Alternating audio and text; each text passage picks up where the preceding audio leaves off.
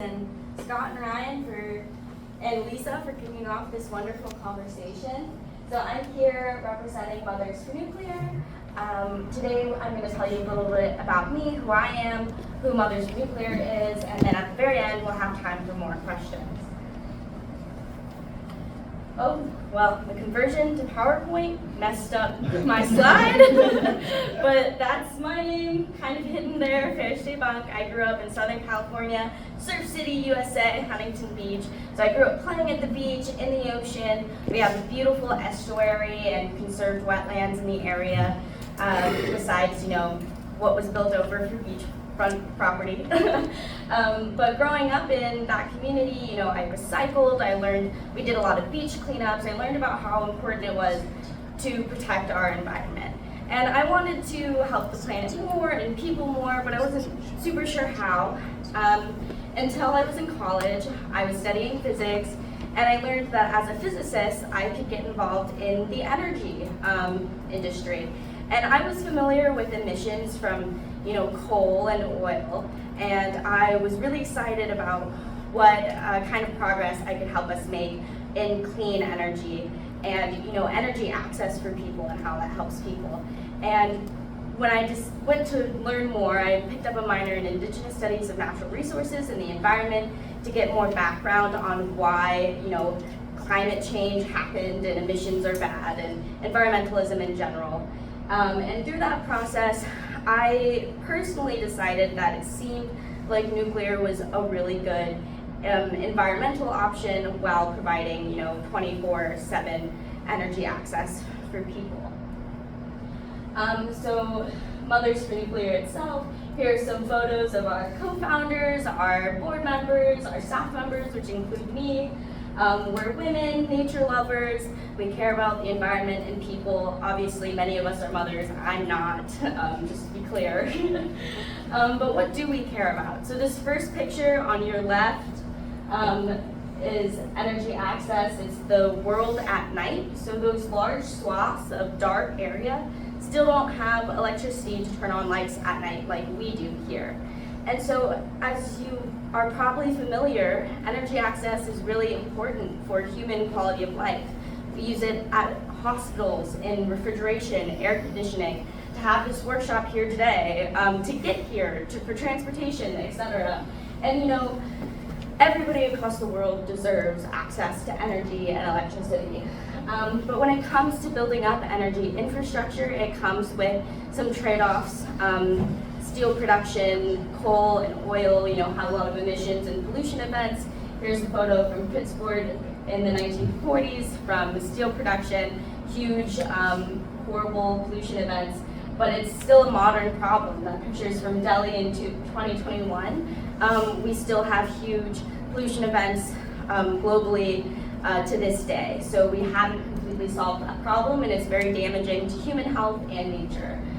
That's not the only environmental concern when it comes to energy production. I'm sure you're very familiar with climate change and how carbon emissions drive climate change.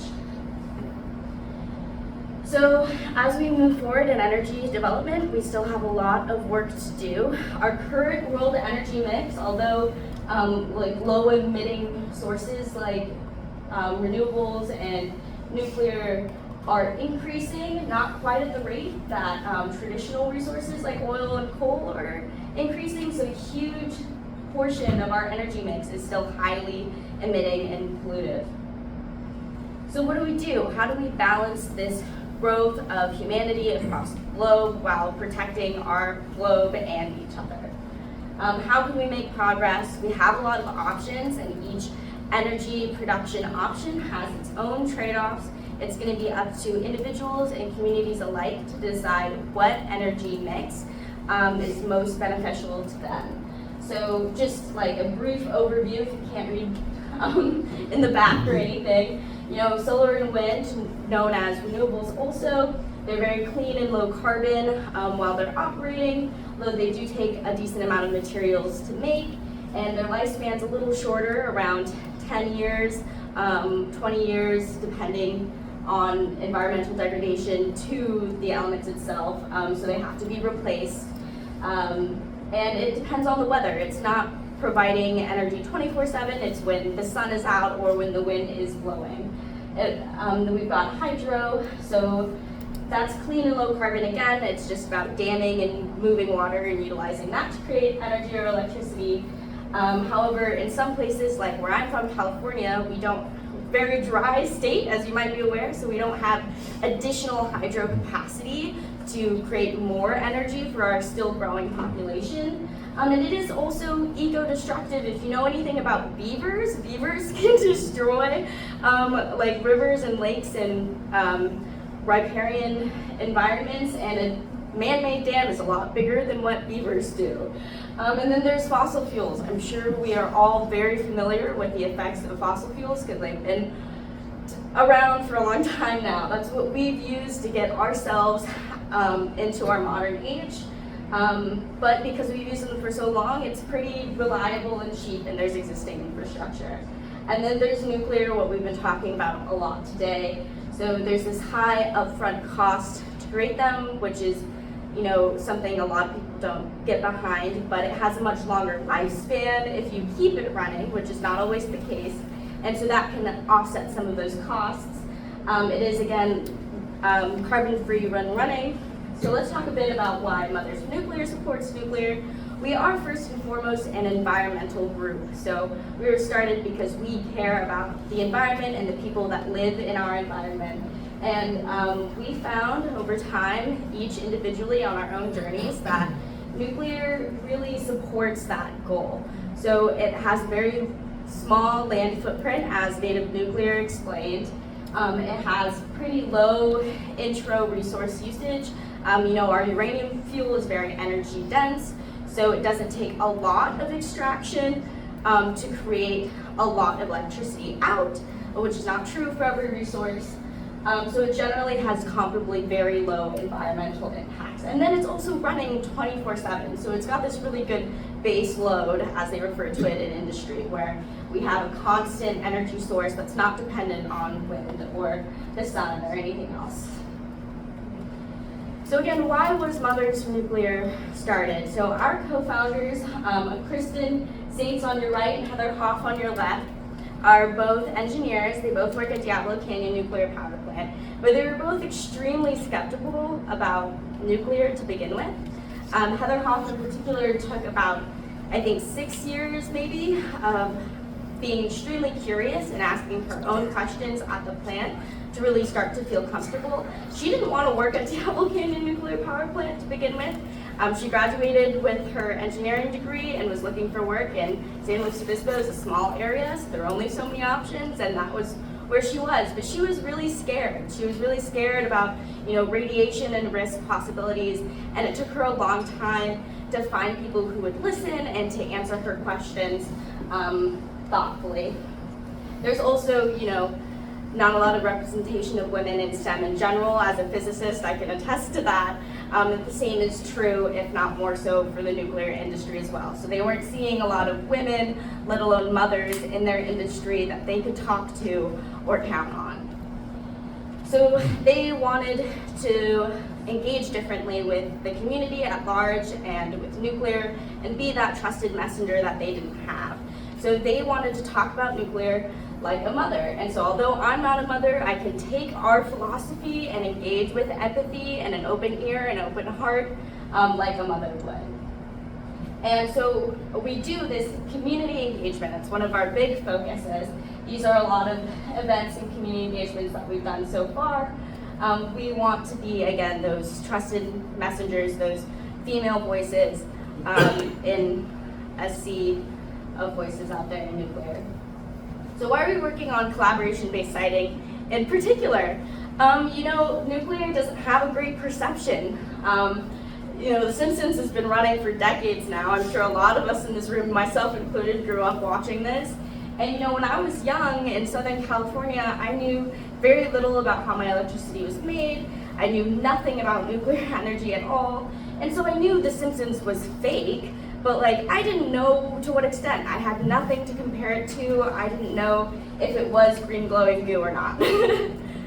So that's part of what we do as well. You know, images go a long way. We want to show people that it's not necessarily green glowing goo, that it's well contained and maintained. These are all people, our friends, standing with currently stored spent nuclear fuel. That person on your far right is pregnant and standing next to the cask. That got a lot of, you know, interaction on social media because, you know, people are worried. Even Heather talks about, like, she got nervous at first and then thought about what she knows about radiation because, you know, there's instinctual fears that we have. We care for children if we have them, or maybe if you're just compassionate and care about children in general, right? We want each other to be safe. And the reality with this, what this helps show is that they're really well contained and it is really safe. So what's next? Really, the globe has a lot of work to do. We have a lot of work domestically, as our presidents have been discussing and our government's been discussing on expanding our energy portfolios. People across the globe deserve access to energy in the same way we do. You know, it's kind of hypocritical to say you can't emit to like industrialize like we did because now we know it's bad. That's not super fair. So there's a lot of questions we have to ask, and there's a lot of collaboration and discussions we have to have as communities together to figure out what the best options are for ourselves, for each other, and for the world moving forward. So yeah, thanks again for being here, for listening. I hope that you know that Mothers for Nuclear is an organization. Me, Farah Shai, I'm here for you if anybody in this room needs anything. I just want to share these pictures here. They're not stock images or anything. These are real people, real women and mothers who know a lot about nuclear, are interested in nuclear. Some of them work in the industry, and they wanted to share with you all today how important nuclear is. So yeah, now's our time for questions and comments that you might have for me. Yeah. In one of your slides, you showed a climate change slide. Oh, yeah. Iceberg with the ice breaking off. Oh, yeah. That's not climate change, actually. That's carving. That's natural. Sure. Yeah. I mean, ice caps are melting as well because of increased. Yeah, but this one is natural. Okay, I will make sure we change that photo for later. Thank you for pointing that out.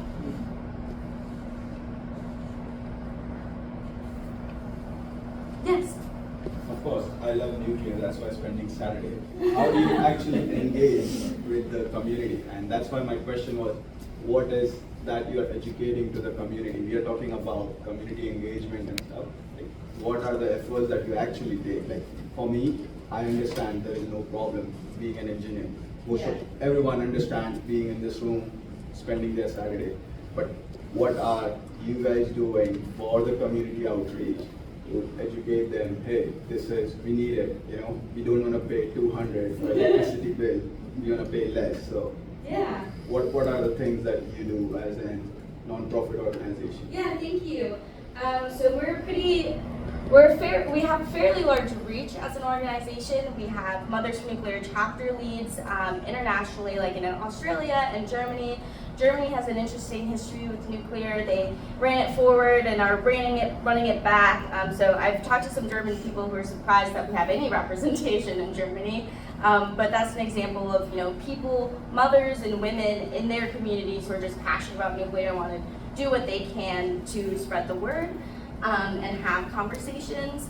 On our core working team that I'm a part of, you know, this collaboration-based siting effort is a big part of our work during this grant cycle. So we are on this grant. We're here to interact with communities across the nation to talk about spent fuel consolidated storage, answer questions that communities might have, and try and get as much engagement as we possibly can. And we have a pretty active social media presence. We have a website that one of our big missions is just sharing stories of women or anyone. On our website it's called Mothers and Others. So people can submit on our website notes for a story they might want to share, and we'll get in contact with them and help them write their story of their nuclear journey. Like, what they believe in as a person, where they started, and why they're at all interested in nuclear, because we all have different paths and different stories and different things that we care about. And again, you know, in the nuclear industry, you don't see a lot of women and mothers, so we're here to amplify their voices as much as possible, and so that people like us can see us as a trusted messenger. And then we also, on our website and in person, you know, we're not an expert on all things nuclear. We're here to start conversations and engage as much as possible, but we love to refer people to experts who might have more information to share. Yeah, we do some like local community work, like we've had like bar events with like cahoots and stuff, just different engagements and talks. We work a lot with NICE clubs across the country, so that's a Nuclear is Clean Energy Club at universities. The first one started in Berkeley, and we now have one at Cal Poly San Luis Obispo, my alma mater, and then we have 2 in New York, 1 in Columbia, I believe another in Texas, and so we're really interested in the younger generation and making sure they have more access to information than, say, I did, and yeah, so bolstering their voices and their activism as much as we can. And plenty of other events as well, that's just some. Thanks for that question.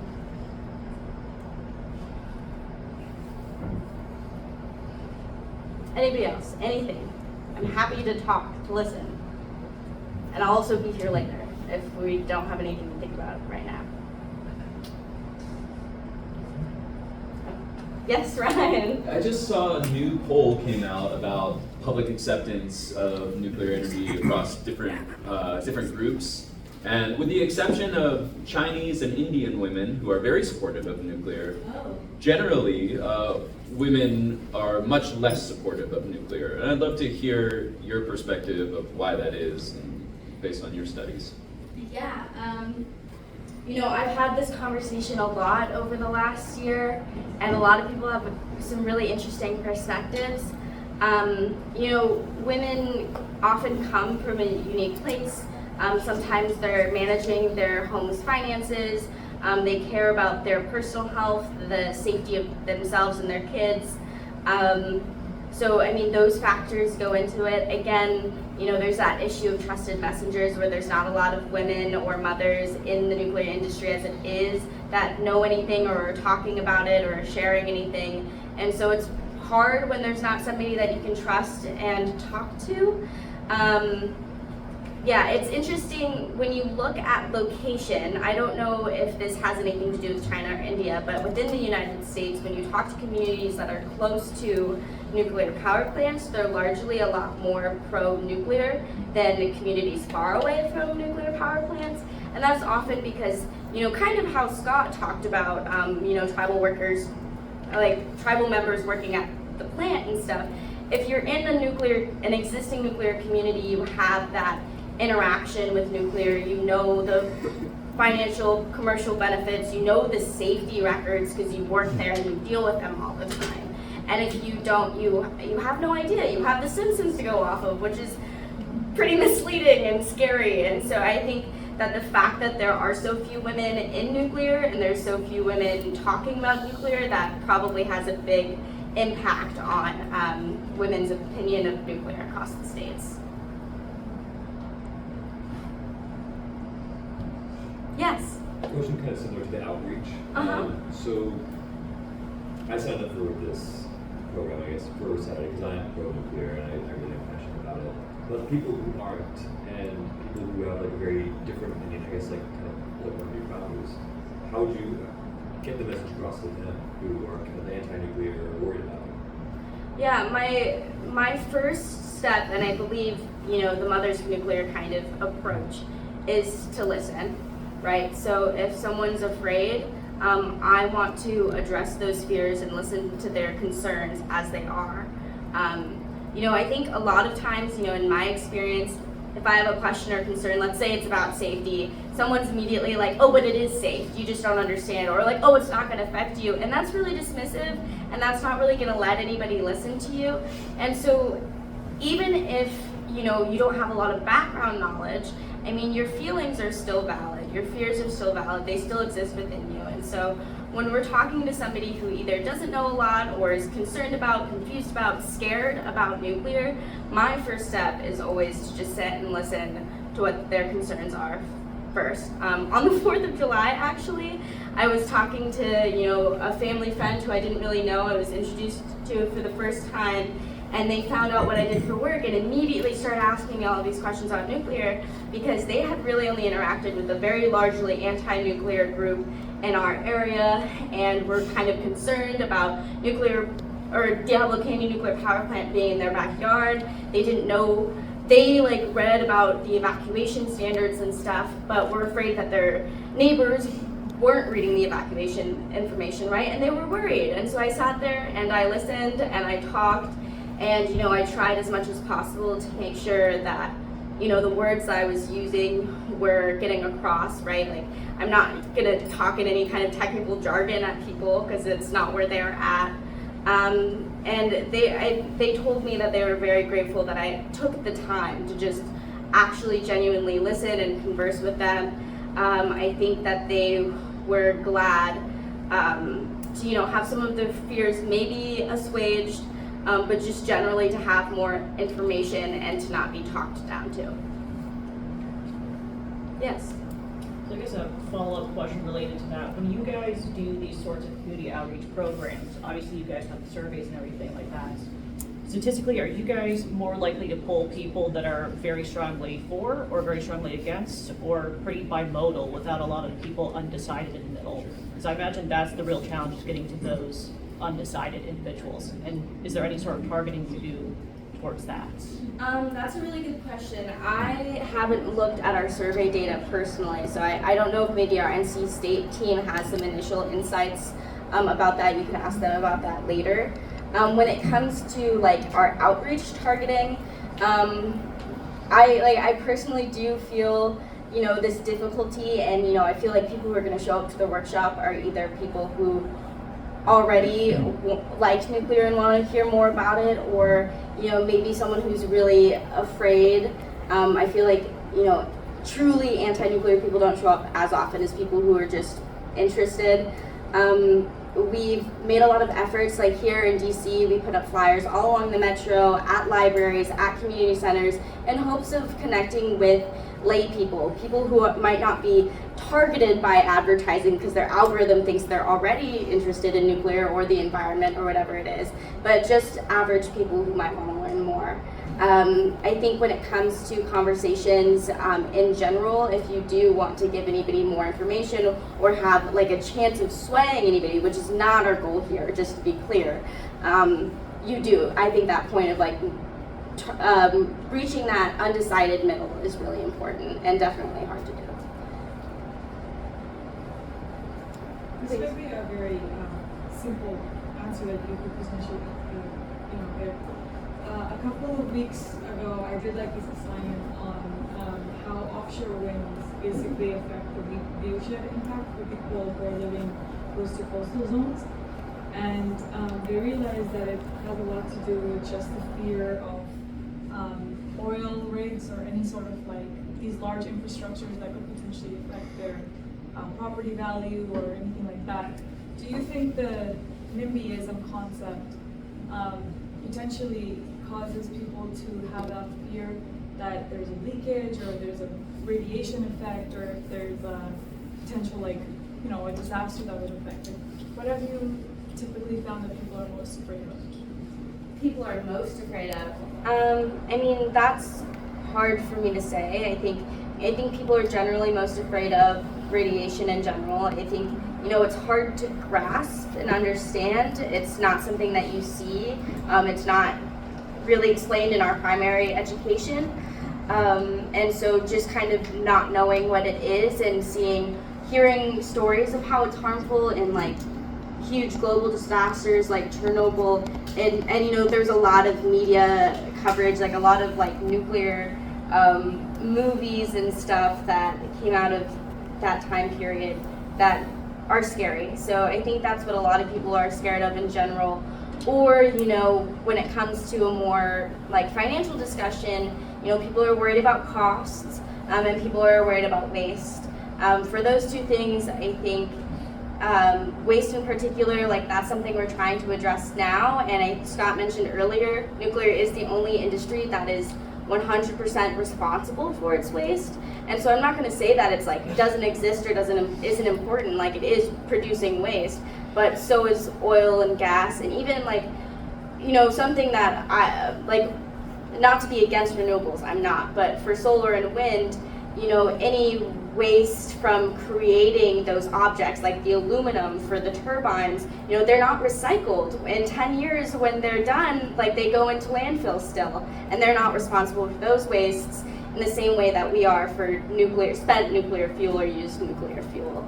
And then when it comes to finances, I've been dealing a lot with this idea of long-term thinking, which Scott brought up. Vincent Iolenti wrote a book called Deep Time Reckoning that I just started, which talks about deep geological repositories in Finland and how it can affect our long-term thinking as communities across the globe. And that's something that really strikes me when it comes to cost decisions, when it comes to energy infrastructure. So solar and wind, for example, they're just new examples I have. They're very cost effective. In the last few years, we've made solar very, very cheap to implement. But again, with those shorter lifespans, those costs are reoccurring every like 10 years or so. Diablo Nuclear Power Plant, you know, politically isn't guaranteed at the moment to run more than 5 more years. But across the country, we have nuclear power plants that are being licensed by the NRC to safely run, getting close to their 100-year mark of use and running. So those initial costs that ratepayers are really concerned about to invest in new nuclear, you know, if it was only running 10 years like solar or wind, that would be a huge and impossible investment. But it's about long-term thinking and long-term investments, because if we do let something run safely for 100 years, then it's a lot more cost-effective. And NEI has some really good studies if you want to look about that more, about different energy mix scenarios. They've run cost analysis on what that looks at. But those are the 3 like main concerns I hear people talk about. NIMBYism in general, you know, I've interacted with it a lot growing up in Southern California. And then, you know, learning about energy justice and stuff in my environmental education in college, it's something that, you know, bothers me a little bit, because the people who are able to speak out about anything in general are the people that have the time and money to do so. They have money to take off work and go to government meetings in the middle of the day, and they're not working 4 jobs to support their families. So when it comes to any kind of not in my backyard movement, I have personal concerns, because I know that it's marginalized communities that aren't able to speak up for themselves, don't have the time and access to do so. And so if you're saying, well, in my wealthy Southern Californian white community, I don't want offshore wind here, it's going to go to a community that can't speak up for themselves in the same way. So that's another reason why I think, you know, trying to engage as many people as possible and have open and constant conversations is really important. Okay, one last one. Yeah, please. This is quick. Piggybacking a little on your question earlier about what is the risk. We know what fossil fuels do, carbon emissions, even some of what wind turbines can do. Aside from tragic accidents of leakages, what is just the most common day-to-day risk of power plants? Is it the smokestacks or something else? Power plants in general, or nuclear? Nuclear. Nuclear? So nuclear power plants don't have smokestacks. If they, there's 2 major types across the U.S. There's like the dome kinds that we have at Diablo Canyon, and then there's ones with cooling towers. So what's coming out of a cooling tower is condensing steam, and there aren't any particulate matters in that steam that are polluting in the way that oil and coal do. So it looks kind of scary to have anything coming out of a power plant, but it is just water, which was good to learn when I found that out. Yeah, and so it's, oh my gosh, this journey personally of learning about nuclear energy over the last few years from college and into doing this work has been really surprising to me and really enlightening, because those day-to-day operation risks are like incredibly low. at the end of last year, I went to an environmental review for Diablo Canyon Nuclear Power Plant, and people were talking about the environmental report that I believe the NRC released about Diablo Canyon and like the environmental effects it has. And there were really none. And community members coming to talk about, you know, that exactly. There was this huge electrical union that showed up, or it was a company, not a union, an electrical company. And there was like an older foreman and a bunch of his young new hires and stuff. And he talked about how when he's sending his employees to do electrical work anywhere, it's often dangerous. Like I said before, some of the things that count for nuclear deaths are being electrocuted on site. He said Diablo Canyon is the one place where I have no worries about sending my employees because I see how safe it is every time I go there. And that's also, you know, nuclear in general is so highly regulated by like the NRC. And so our safety regulations are just like leaps and leagues above what there are for other industries. Like California as a government isn't super pro-nuclear. We're really trying to get our clean energy dispatched, but we're focusing on solar and wind because that's what we're really only legally allowed to do.